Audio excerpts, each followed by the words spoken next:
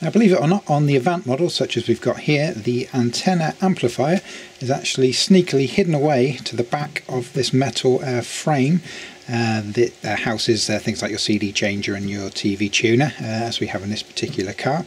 It's actually stuck on the back of this, as you'll see when we get this out.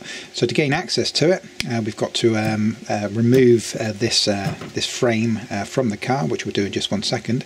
But to gain access to that and be able to remove it, you've got to remove the sidewall, the boot sidewall panel. So that has to come out first, otherwise you're not going to have the access to remove this. I've already recorded a video on how to remove the sidewall panel. If you're unsure on how to do that, we'll have a link for you below this video.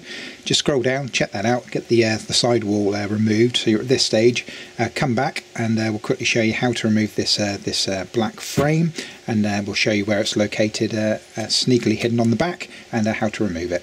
So get that done, come back and we'll move on. So to gain the access we're going to need to the antenna amplifier, we're going to need to remove this metal framework from the car. It's very, very simple to do. It's just a series of size 8 little screws that are dotted around. There's 2 at the top here. There's 1 down on the side. I've actually already removed that one, and there's a 4th one directly on the other side as well. So if you get all 4 of those screws removed, we should be able to very easily lift this frame out, and that's going to give us the access that we need to the antenna amplifier. So we'll get those screws out and we'll get this removed. So with these screws removed, it can be quite heavy. If you just gently lift it up and lift it towards the side, and that's going to give us the access that we need to the rear of the unit right there. Okay, now for the removal of this unit, one thing you will notice, it's got 4 little screw holes, and obviously the screws come in from the other side. And if you look carefully in that, you probably can't see it, but you will be able to see it when you're doing this in real life. You'll see that that one hasn't actually got a screw in it. But you can see, for example, you can clearly see the head of the screw in that one there. So that one's empty, that one's got a screw in, and it's kind of reversed on the top. You can see that that one's completely empty, but that one's got a screw in there. So we know that the 2 opposing ones, the 2 kind of opposite corners, if you like, are the ones with the screws in. Now if we kind of spin that around quickly, we can see that the top screw is this one right here, so we've got nice and clear access to that. However, the bottom screw, this one down in here, is directly behind where the CD changer is located. So you've actually got to remove your CD changer to be able to gain the access that you're going to need to remove that screw to get this unit removed. So there's a little bit of work to do there to actually get that out. So as you might guess, the next stage is going to be obviously to get that CD changer removed. It's quite simple. You can probably work out it's just kind of screwed in from the side. But if you do need any help on how to remove your CD changer, I've already filmed a video on how to do that. So I'll have a link for you below this video, so you can scroll down and check that out if you want to make sure that that's done properly.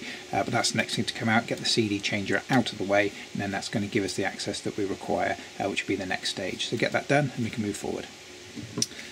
So now we've got the CD changer out of the way, you can very clearly see the 2 screws. There's the one down at the bottom right there, and of course the one that we could see previously is at the top just up there as well. So those are the 2 screws to remove.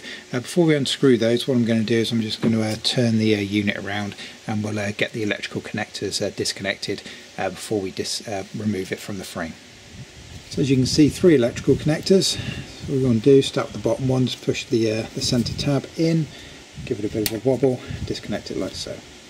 Next up, top one, the same principle, in almost reverse, press the tab down, give that a wobble out like so. And this final one's actually got a little hole and a little plastic tab on it, so very carefully using a small flathead screwdriver. Insert that just to open the gap up a little bit.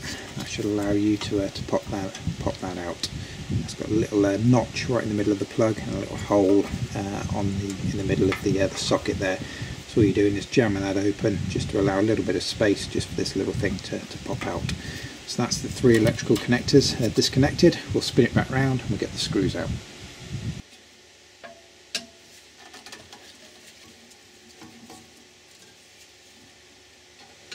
Obviously when you remove the second screw, make sure you're holding on to it on the back.